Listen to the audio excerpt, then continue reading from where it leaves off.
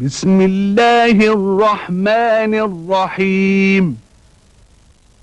كتاب أنزلناه إليك مبارك ليدبروا آياته وليتذكر أولو الألباب. صدق الله العظيم.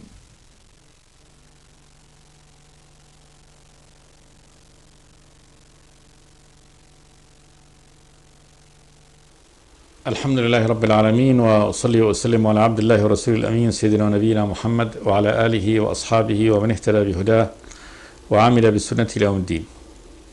وبعد، فيقول الله تبارك وتعالى: قل إني نهيت أن أعبد الذين تدعون من دون الله لما جاءني البينات من ربي وأمرت أن أسلم لرب العالمين. هو الذي خلقكم من تراب ثم من نطفة ثم من علقة ثم يخرجكم طفلا ثم لتبلغوا أشدكم ثم لتكونوا شيوخا ومنكم من يتوفى من قبل ولتبلغوا أجلا مسمى ولعلكم تعقلون. هو الذي يحيي ويميت، فإذا قضى أمرا فإنما يقول له كن فيكون. ألم تر إلى الذين يجادلون في آيات الله أنى يصرفون.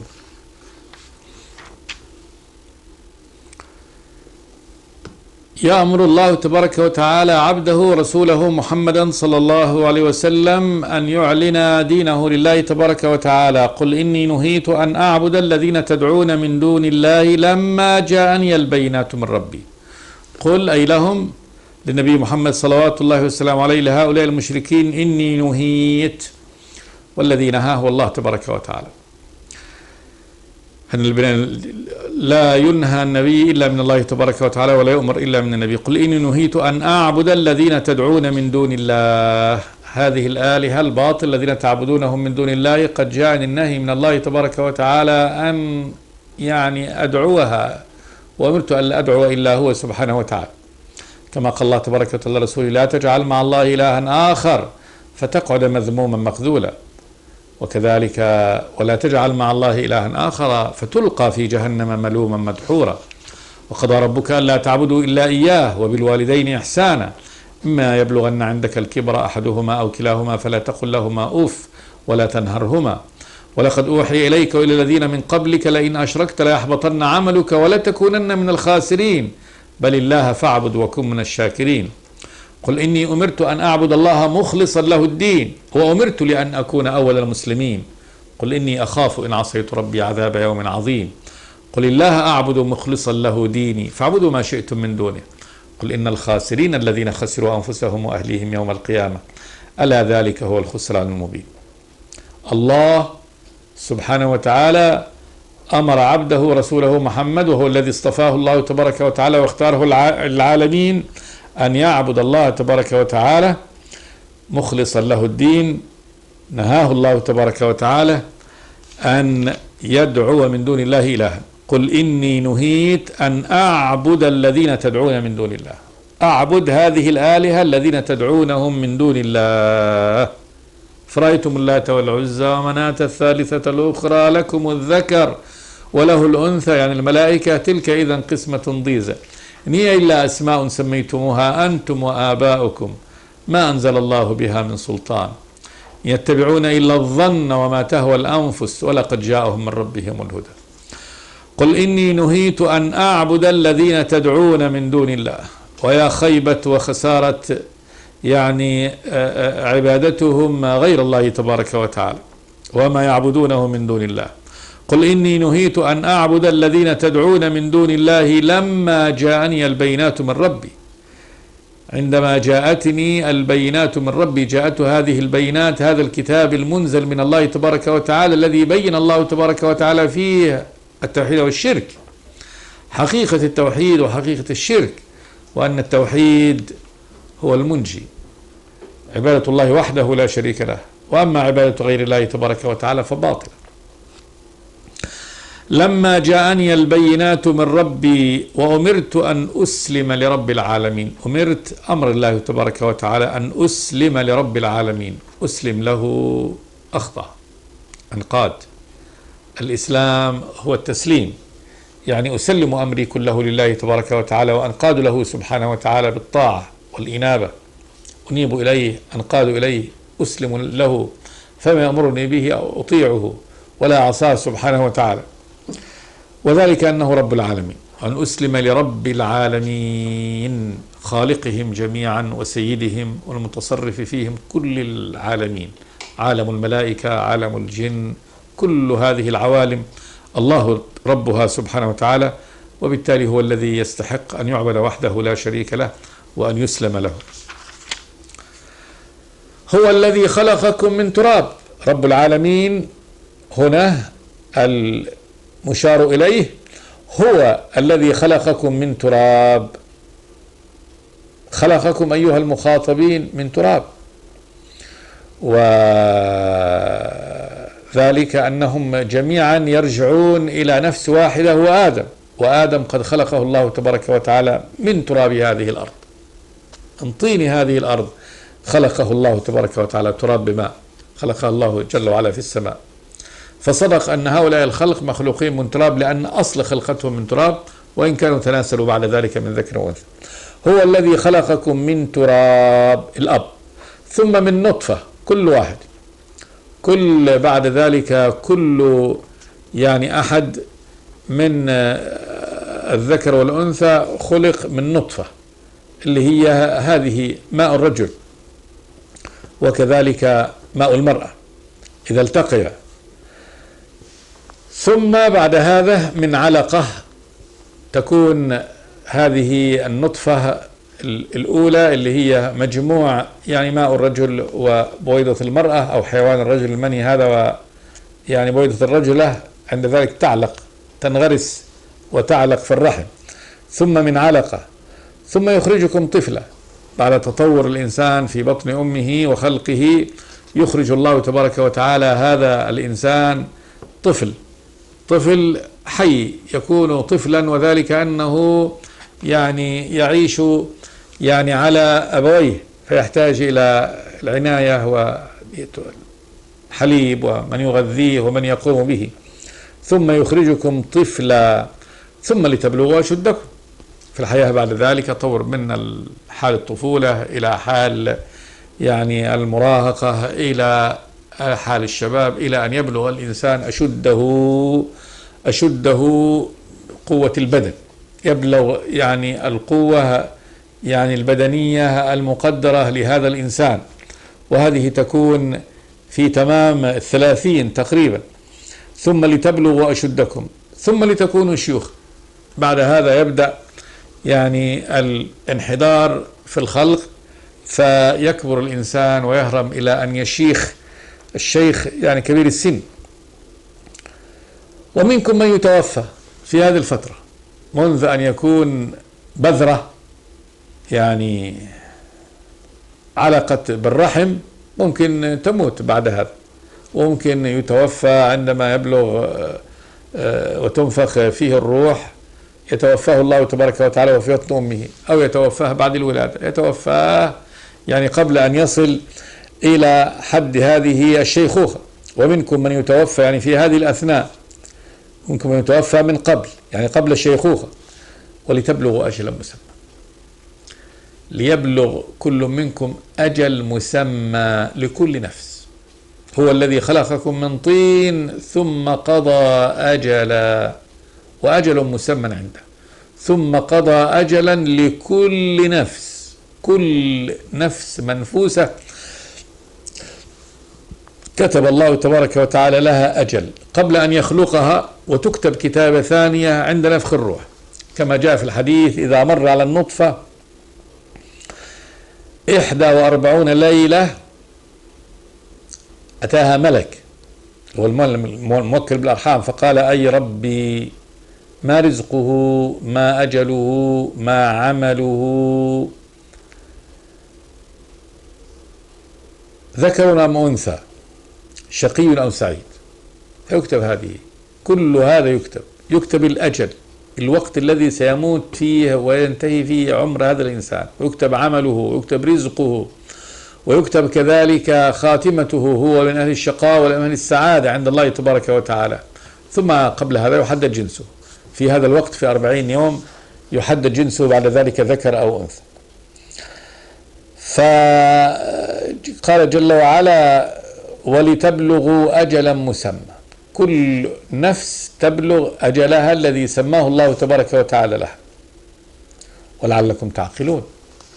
ولعلكم بهذا البيان وهذا الإيضاح من الله تبارك وتعالى تعقلون إن الرب الذي خلقكم على هذا النحو، كنتم عدم، خلق أباكم من تراب، قدر نسلكم على هذا النحو من يعني الماء المهين إلى أن أصبحت طفل، إلى أن أصبحت رجل، إلى إما يبلغ بك العمر إلى الشيخوخة وإما تموت قبل ذلك وفي أجل مسمى. يا ألا يكون لك عقل بهذا الخطاب الإلهي، وأنك أولا في قبضة الله تبارك وتعالى، وأنك خلق من خلقه، وأنك لا تنفك عن قضائه وقدره المحتم فيك خلقا وحياة وموتا بعد ذلك. وين تروح؟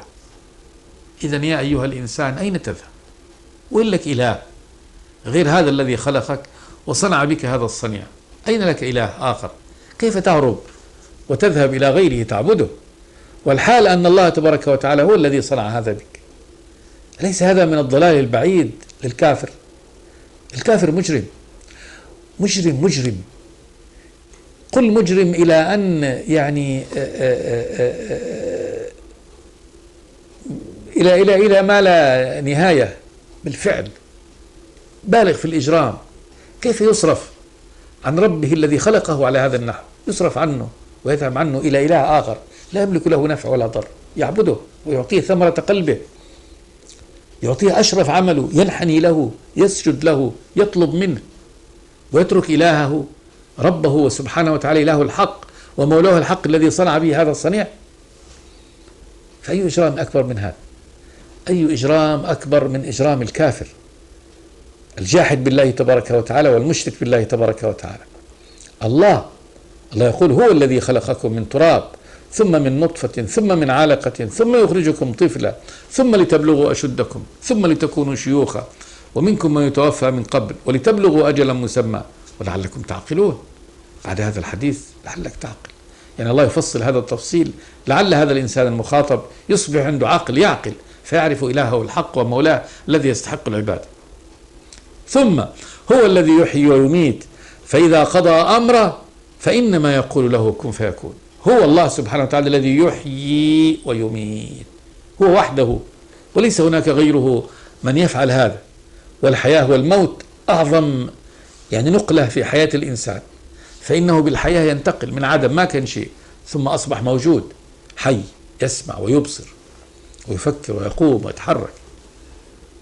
ثم الموت أعظم نقلة، بعد ما كان يعني سائر في هذه الأرض يسمع ويبصر ويفعل ويكسب، إذا به خلاص جثة هامدة انتهى. فهذا الذي يصنع بك يعني أعظم يعني نقلة في مسيرتك، ينزعك من العدم ويجعلك إنسان موجود، ثم ينزعك من الوجود ويجعلك عدم تفقد، تلقى في حفرة من الحفر يأكلك الديدان بعد ذلك وتضمحل وتذهب. وينك عن هذا الإله الذي يصنع بك هذا؟ وينك عنه؟ كيف تنصرف إلى غيره تعبد غيره؟ هو الذي يملكك، هذا يملك حياتك يملك موتك، هو الذي يحيي ويميت فإذا قضى أمرا فإنما يقول له كن فيكون، لا يتأبى عليه، لا يستعصي على الله تبارك وتعالى الذي يصنع هذا، لا يتأبى عليه شيء. فإذا قضى أمرا ما أي أمر يقضيه سبحانه وتعالى فإنما يقول له كن فيكون بالأمر الإلهي. الله لا يحتاج إلى معالجة أن يعالج الأمر حتى يستخرجه، كما الفعل كما الشأن في الإنسان، فإن الإنسان لا يسلم له شيء إلا بمعالجة شديدة، بتفكير وعناء وبحث وحفر وشغل حتى يعمل أي شيء. لو بده يصنع عشة، لو بده يصنع له شيء ديت لا بد من عناء ومن فكر ومن معالجة ومن حفظ ومن كل هذا ديت. فالمخلوق لا يصنع صنعته، لا يفعل شيء إلا بعناء ومشقة ومكابدة. يا أيها الإنسان إنك كادح من ربك كدحا فملاقيه. لقد خلقنا الإنسان في كبد، يكابد كل شيء.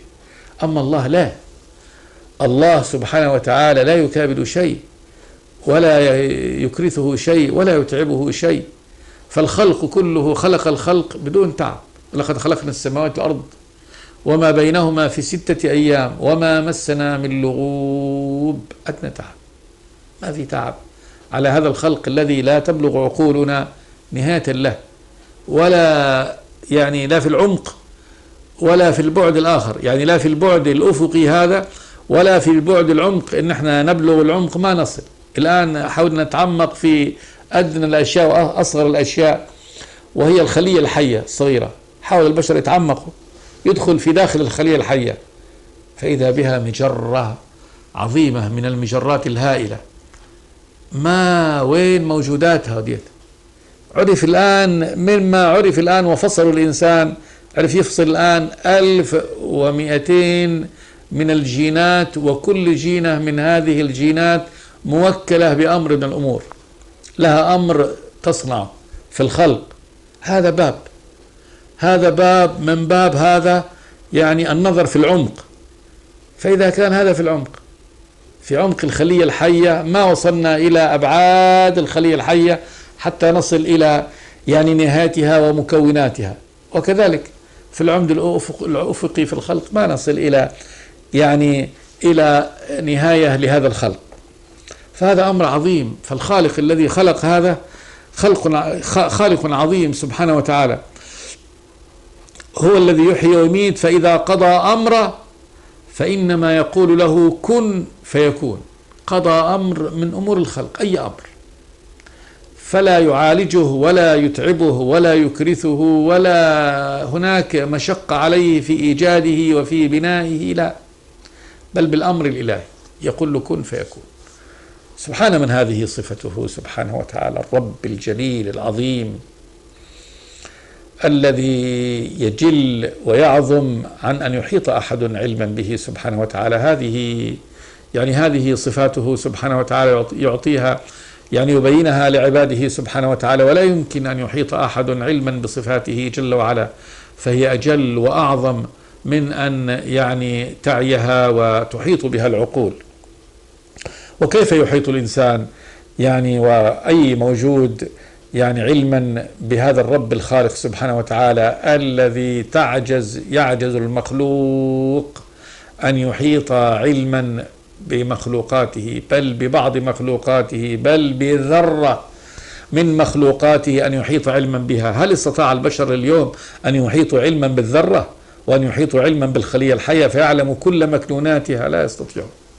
فسبحان الرب الإله العظيم الذي جل خلقه سبحانه وتعالى أن يحيط أحد علما بذرة من ذرات خلقه جل وعلا.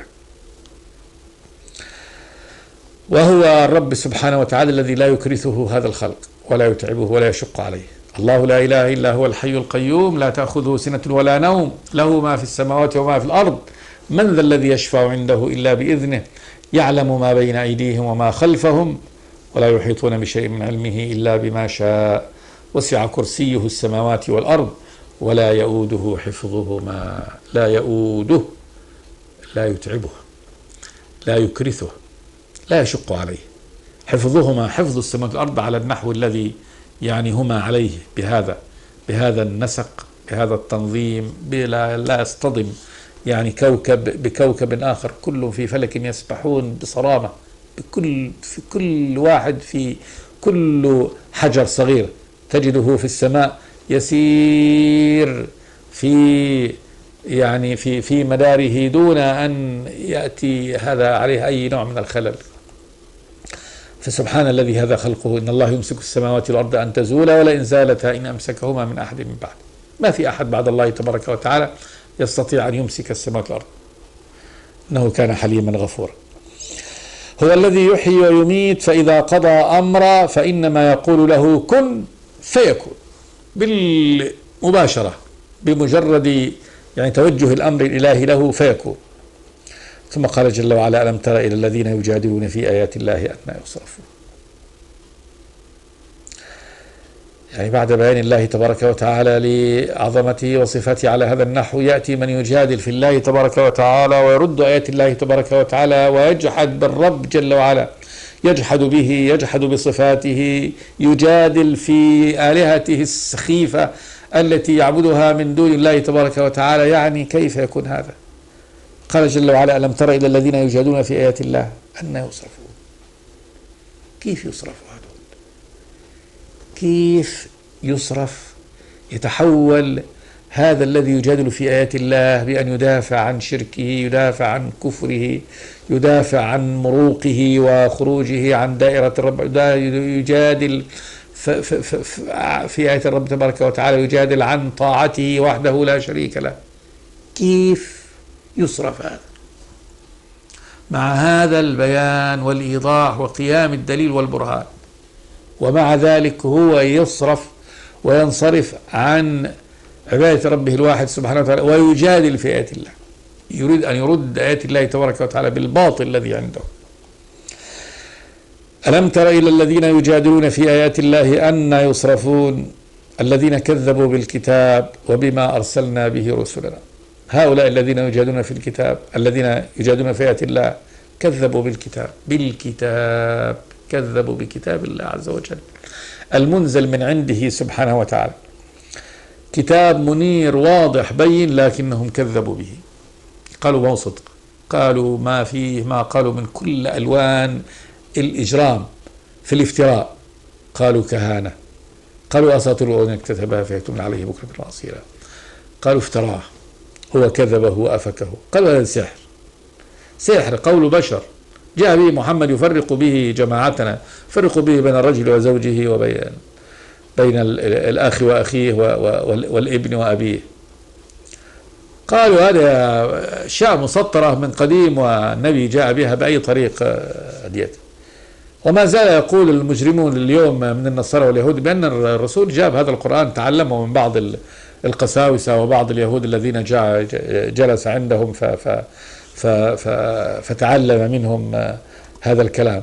فيجادل في آيات الله تبارك وتعالى بأن يرد آيات القرآن، ويجادل في آيات الله تبارك وتعالى يعني المصنوعة المنظورة فيدفعها ويجحدها، ممن يقول الآن من الكفار، أصناف الكفار لا حصر له، إن الكون هذا خلق وحده انفجار عظيم، كان هذا الانفجار بدون أن يكون هناك وراء هذا الانفجار يعني أحد، هو الذي الكون هذا فجر نفسه بنفسه على هذا النحو، وكل يعني جرم من هذه السماوات وكتلة من هذه الكتل الملتهبة وضعت نفسها بنفسها في مدارها ومسارها، وكان من حظ الأرض أن فيها ماء، فوجد فيه تكثف هذا الماء الذي كان أبخرة على ظهرها، ووجدت منه المحيطات، ودارت هذه الآلة وحدها بدون مدير، دارت هكذا، وخلق الخلق هكذا، البشر والحيوان والنبات خلقوا هكذا بدون موجد وبدون خالق. ما هذا أكبر إجرام. ما هؤلاء القائلين المجادلين في آيات الله تبارك وتعالى، أقول لو قلت فيهم مجرم مجرم مجرم وظللت تقول يعني هذا القول إلى نهاية عمرك، فإنك لا تبلغ الوصف الحقيقي، لا يمكن تبلغ الوصف الحقيقي في هؤلاء. ألم ترى إلى الذين يجادلون في آيات الله أن يصرفون الذين كذبوا بالكتاب وبما أرسلنا به رسلنا من الآيات الواضحات البينات والمعجزات الباهرات. قال جل وعلا فسوف يعلمون. هنا يأتيهم التهديد الإلهي، قال فسوف يعلمون، سوف يعلمون إن عاقبة إجرامهم هذا، عاقبة هذا الإجرام في رد آيات الله تبارك وتعالى وفي التكذيب بها وردها، فسوف يعلمون. لكن متى؟ إذ الأغلال في أعناقهم والسلاسل يسحبون في الحميم ثم في النار يسجرون. فسوف يعلمون أنهم كانوا مجرمين يلعنون أنفسهم ويمقتونها، وأنهم عرفوا الحق ولكن ردوه وكذبوه وآمنوا بالزور والباطل وتركوا الحق الواضح البين. إذ الأغلال في أعناقهم، يعني إذ عندما تكون الأغلال في أعناقهم، الأغلال الأطواق القيود التي تقيد أعناقهم. وقد أخبر سبحانه وتعالى بأن الغل يصل من الصدر من الترقوة إلى الرقبة، فيكون كل هذه غل يملكه حتى لا يستطيع يعني لرأسه أي حركة. نجعلنا في أعناقهم أغلالا فهي إلى الأذقان فهم مقمحون إلى النار، يقمح ويدفع إلى النار على هذا النحو. إذ الأغلال في أعناقهم والسلاسل يسحبون. السلاسل جمع سلسلة من هذه سلاسل النار يسحبون بها عياذا بالله. تسحبهم ملائكة العذاب في الحميم، ثم في النار يسجرون. في الحميم الماء الذي بلغ حده من الحرارة، وهذا الحميم يعني أخبر تبارك وتعالى بأنه من الحرارة يشوي الوجوه عند تقريبها، كما قال تبارك وتعالى إن الذين كذبوا بآياتنا قال نارا أحاط بهم سرادقها وإن يستغيثوا قال وإن يستغيثوا يغاثوا بماء كالمهل يشوي الوجوه، فهو ماء ولكنه كالمهل كالمعدن المذاب يشوي الوجوه بئس الشراب وساءت مرتفقة. وقال وسقوا ماء حميما فقطع أمعاءهم.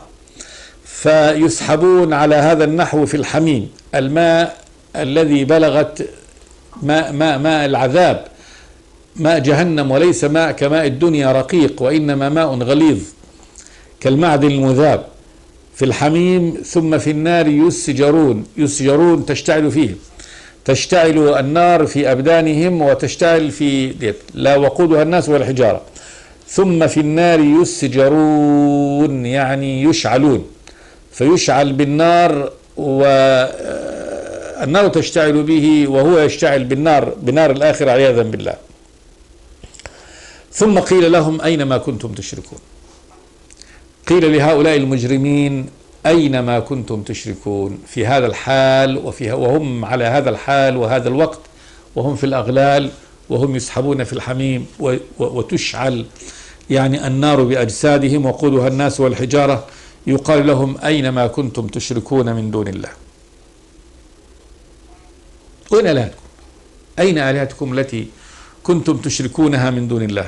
أين ما كنتم تشركون من دون الله؟ تجعلون إله، قل لكم آلهة تعبدون غير الله تبارك وتعالى.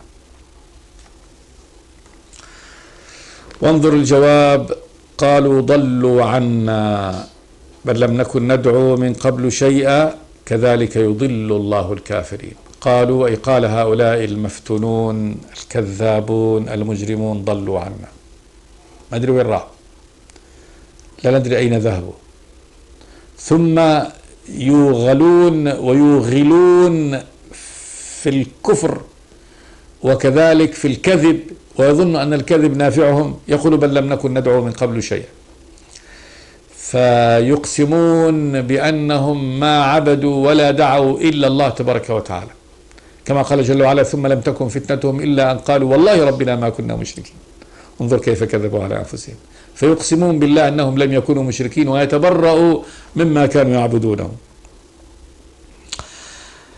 قالوا ضلوا عنا بل لم نكن ندعو من قبل شيئا. قال جل وعلا كذلك يضل الله الكافرين، كهذا الضلال في الدنيا والآخرة يضل الله الكافرين. ثم يقال لهم ذلكم بما كنتم تفرحون في الأرض بغير الحق وبما كنتم تمرحون، يعني ذلكم هذا العذاب الذي أنتم فيه الآن بما كنتم تفرحون في الأرض بغير الحق. فرح بغير الحق، فرح بالباطل، فرح بهذه الدنيا الغرارة التي غرتكم وألهتكم، وهذا الفرح به لا يحبه الله تبارك وتعالى. لا تفرح إن الله لا يحب الفرحين بالدنيا وهي نعيم زائل. فرح بآلهتهم ومعبوداتهم الباطلة يفرحون بها ويعبدونها وهم يعني يكونون في شوق إليها واشمئزاز وضيق بعبادة غير الله تبارك وتعالى. ما كنتم تفرحون في الأرض بغير الحق وبما كنتم تمرحون. المرح فعل الله اللاعب الهازل الذي لا يرى أنه مكلف بشيء والذي يعتقد يظن أنه الله وأن يعتقد ما شاء وأن يأكل ما شاء وأن يشرب ما شاء وأن يلبس ما شاء وأنه ليس مقيدا بشيء. فالله تبارك وتعالى يقول هذا الذي يعني صنعتموه في الدنيا على هذا النحو هو الذي أوردكم وجعلكم في النار على هذا النحو. سنعود إن شاء الله إلى هذه الآيات في الحلقة الآتية. استغفر الله لي ولكم صلى الله وسلم على عبده ورسوله محمد. بسم الله الرحمن الرحيم. كتاب أنزلناه إليك مبارك ليدبروا آياته وليتذكر أولو الألباب. صدق الله العظيم.